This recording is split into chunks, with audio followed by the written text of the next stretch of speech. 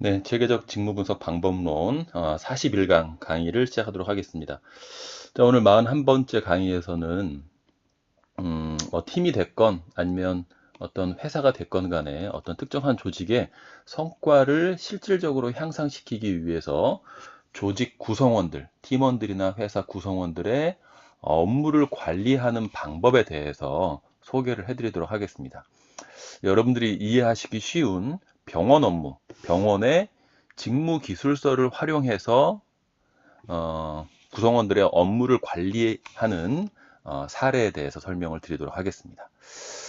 자, 궁극적으로는 그러니까 가장 중요한 거는 업무의 그 조직의 업무 성과를 향상시키는 게 가장 중요한 거예요. 그래서 어떤 방법을 사용할 수 있는지 오늘 수업을 통해서 좀 이해를 하시면 좋을 것 같습니다.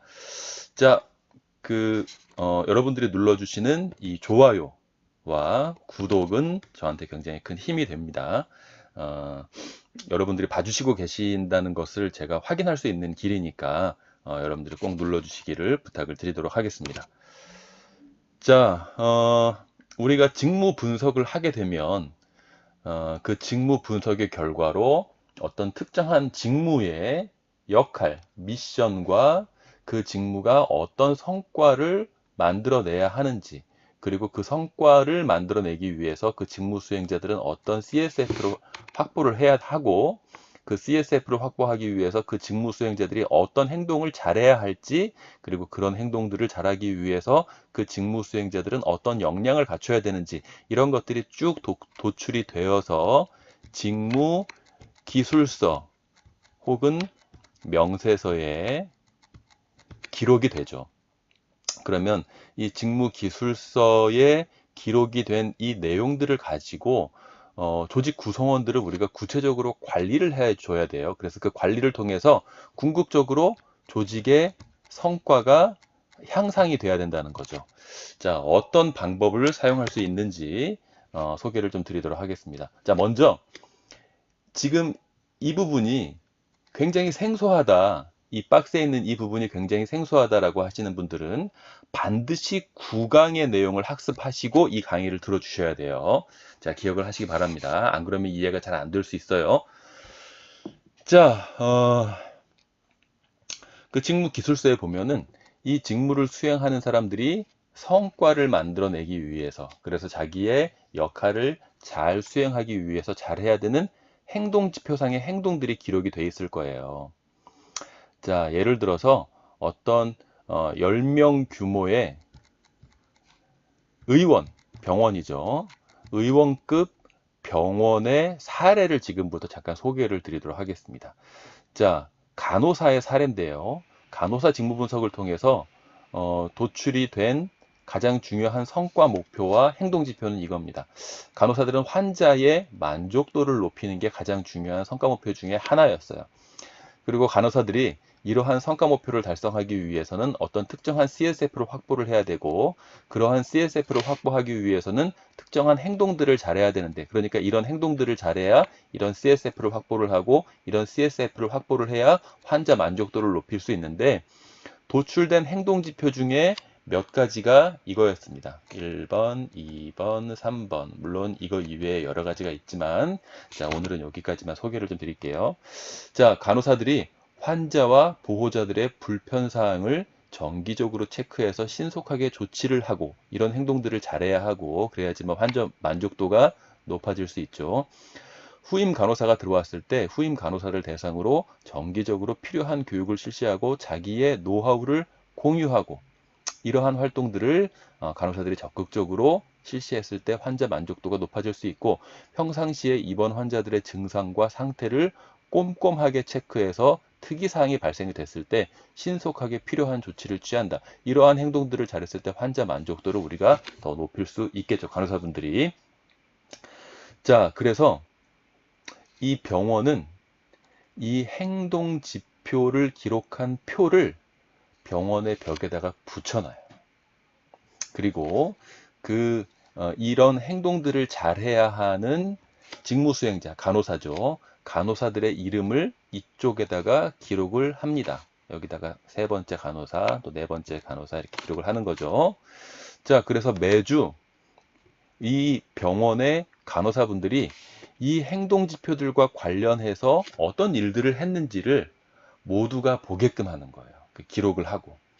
자, 김 간호사 같은 경우는 환자와 보호자의 불편사항을 정기적으로 체크해서 신속하게 조치한다. 이것과 관련돼서 월요일 날 어떤 행동을 했냐면 주사를 놓을 때 환자가 극심한 통증을 지속적으로 호소해서 원장님께 이것을 말씀드려서 주사액의 종류를 변경했고 이후에 통증이 완화됐다. 자, 환자와 보호자의 불편사항을 정기적으로 체크해서 신속하게 조치한 사례가 되죠. 이러한 일들을 했습니다. 그리고 두 번째, 후임 간호사를 대상으로 정기적으로 필요한 교육을 실시하고 노하우를 공유하는 이것과 관련된 행동으로는 김 간호사가 어떤 행동을 했느냐. 자, 변간호사, 조간호사, 새로 들어온 변간호사, 조간호사 대상으로 안 아프게 주사 놓는 방법의 노하우를 전수하는 이런 행동을 하는 거죠. 후임 간호사를 대상으로 정기적으로 필요한 교육을 실시하고 노하우를 공유한다.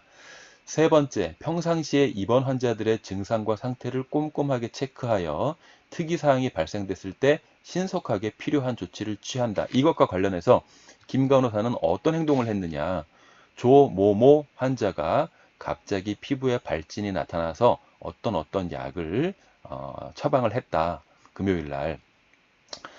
이 세 번째 행동 지표와 관련돼서 이런 것들을 했습니다. 그리고 최 간호사는 마찬가지로 1번 행동과 관련해서 이러한 행동들을 했고 2번 행동 지표와 관련해서 이런 행동들을 했습니다라고 하는 자기의 실적을 기록을 하는 거예요.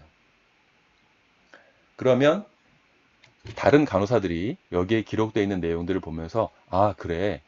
이런 환자와 보호자의 불편사항을 정기적으로 체크해서 신속하게 조치하는 이런 행동과 관련해서 최 간호사가 휠체어 환자들이 화장실 이동을 어려워해서 시설관리팀과 협의, 문턱을 낮추는 공사를 실시했고 이후에 문제가 없어졌구나 라고 하는 것을 다른 간호사들도 보게 되잖아요. 아, 저런 종류의 행동도 이 행동 지표에 해당이 되는구나. 나도 이런 불편함이 없는지를 수시로 찾아서 그 문제점을 개선하기 위해서 노력을 해야 되겠다라고 하는 것을 이 간호사 업무를 수행하는 다른 사람들에게 공유를 할 수 있다는 거죠. 그러니까 이 방법은 이 표를 만들어서 많은 사람들과 공유하는 방법은 김 간호사가 이것과 관련돼서 어떤 실적들을 만들어냈다라고 하는 것을 공유하는 측면도 있지만 그것보다 더 중요한 것은 뭐냐? 첫 번째, 실제로 이런 행동들을 하게끔 만들고 이런 것들을 기록을 하게끔 하는 것과 그냥 아무런 조치도 취하지 않는 것과는 실제 이런 종류의 행동들을 유도하는데 어떤 게 더 효과적이겠습니까? 이런 표를 만들어서 꾸준하게 관리하는 게 훨씬 더 효과적이죠. 그리고 두 번째, 다른 사람들이 이 행동 지표와 관련된 어떤 일들을 했는지를 동일한 직무를 수행하는 다른 간호사들이 보게끔 함으로써 전파를 하는 거죠. 많은 사람들이 이런 행동들을 할 수 있도록 이런 종류의 행동들을 할 수 있도록 전파를 하는 측면이 굉장히 강합니다. 그래서 이런 작은 사실 이거 하나하나 보면은 별거 아니에요. 별거 아닌데 이런 작은 성공들이 한 주 한 주 쌓여가는 관행을 문화로 정착시키는 것이 이 방법의 가장 중요한 측면입니다.